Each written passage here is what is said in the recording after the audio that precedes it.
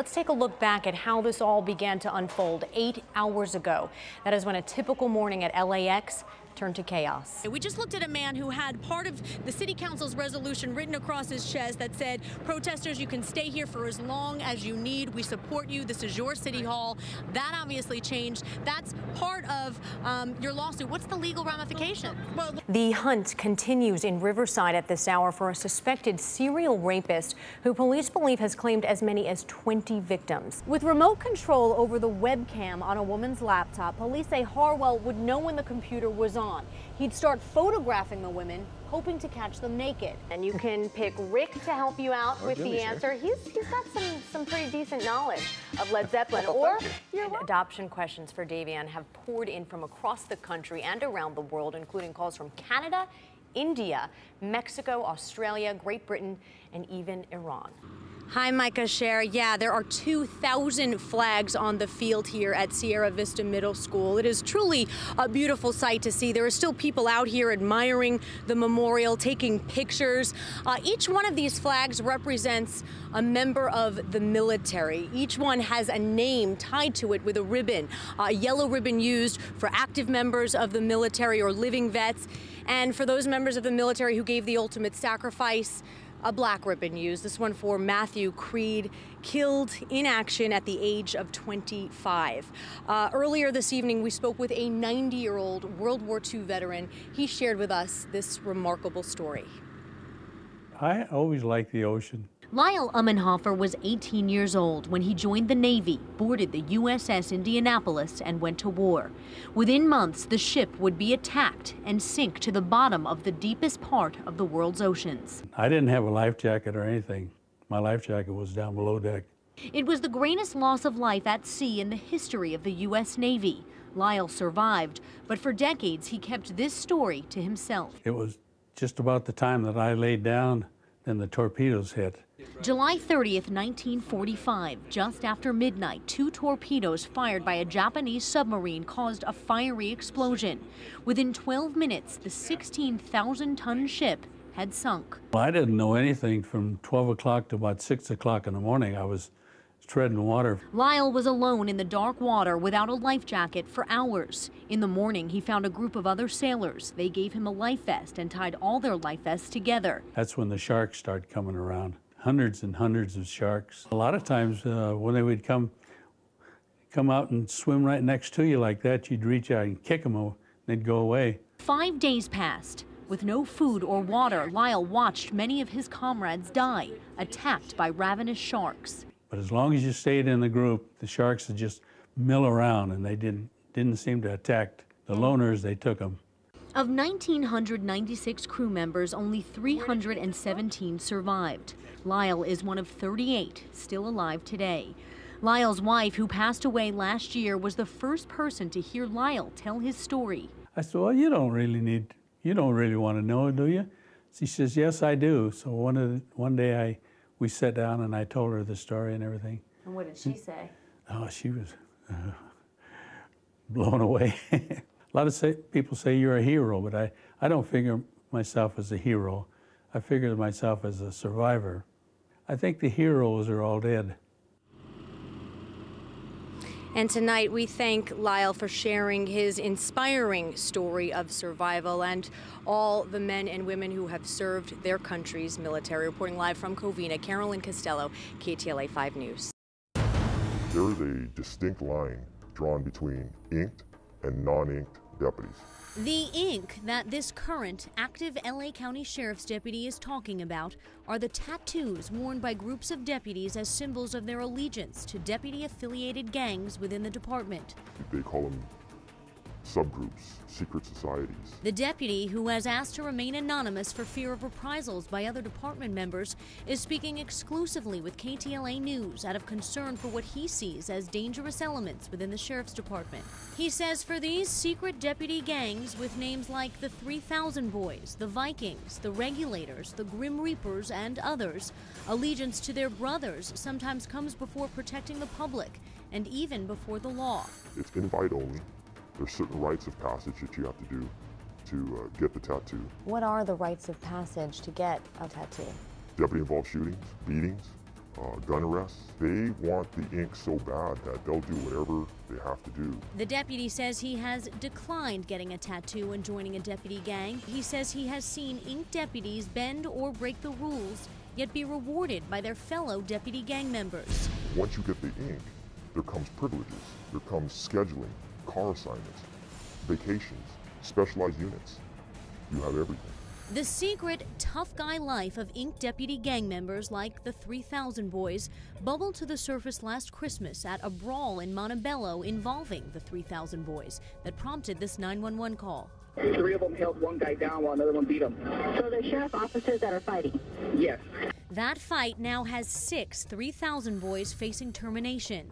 And the 2 deputies beaten up that night by the 3000 boys filed this lawsuit last week. The suit alleges that by allowing the gang-like activity of deputies, the sheriff's department is encouraging an atmosphere of lawlessness and violence. Do you think these groups breed a propensity for violence? They brag about it. You know, they brag about kills in deputy-involved shootings.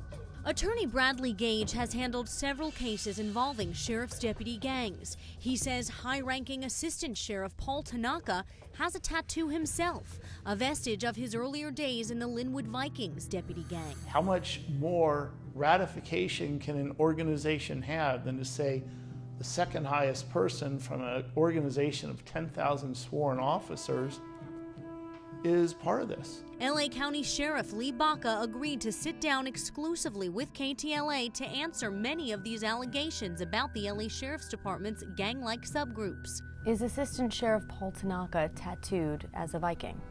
Yes, he is. And that's his choice when he was then at the Linwood Station.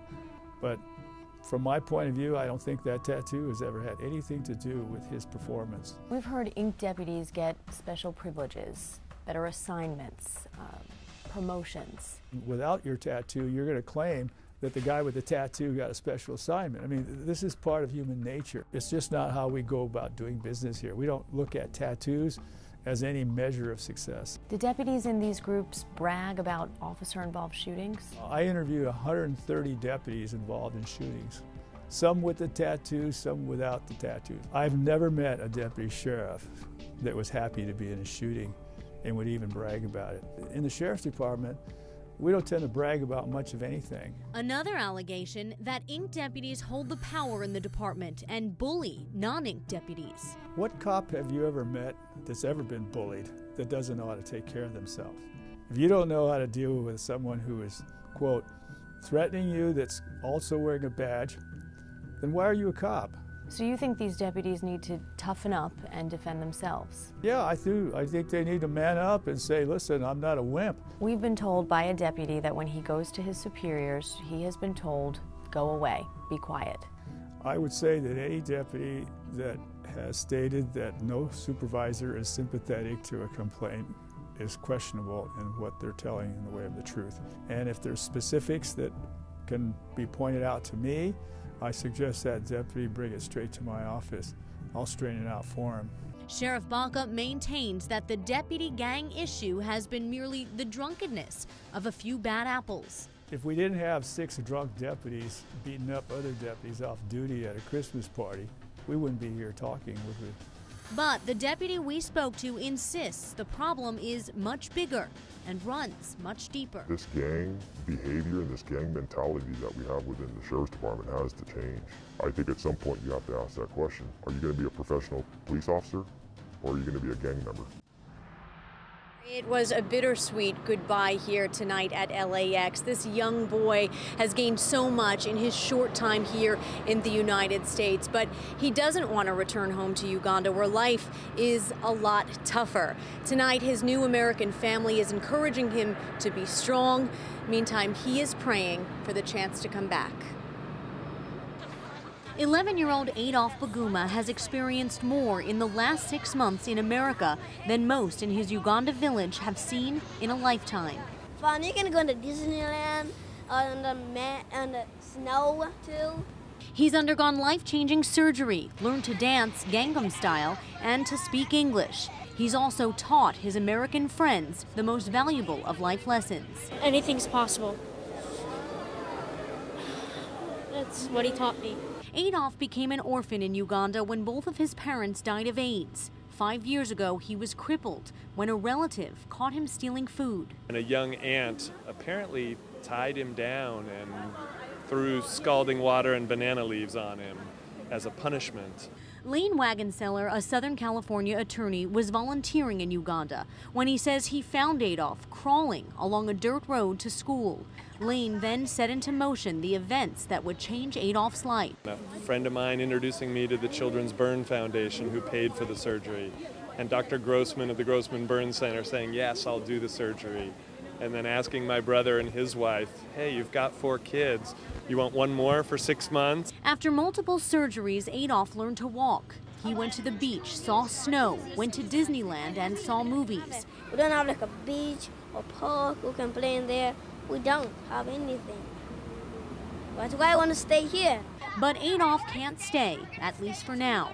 He's flying home to a village with no plumbing, little electricity, and a scarcity of food, where AIDS has wiped out a generation of parents. He lived a life out of here, and he has to go back. And I just don't know how he's going to do it, but he can do it. He needs to go back and be a leader in his village. In the meantime, Adolf says he is asking God to bring him back to the United States. I'm asking for coming back here so I can see all my friends. And Lane Wagonseller, the man who discovered Adolf in Uganda, says he will be returning in June for his annual trip to volunteer there. He'll be able to check on Adolf. Adolf's hope is that an American family will adopt him and bring him back to the United States for good, and that is possible through the orphanage that he'll be staying at. You can learn more about that by going to our website, ktla.com. The orphanage can be located at bringinghope.org. We've linked their website to ours. Reporting live tonight from LAX, Carolyn Costello, KTLA 5 News. We wish him well.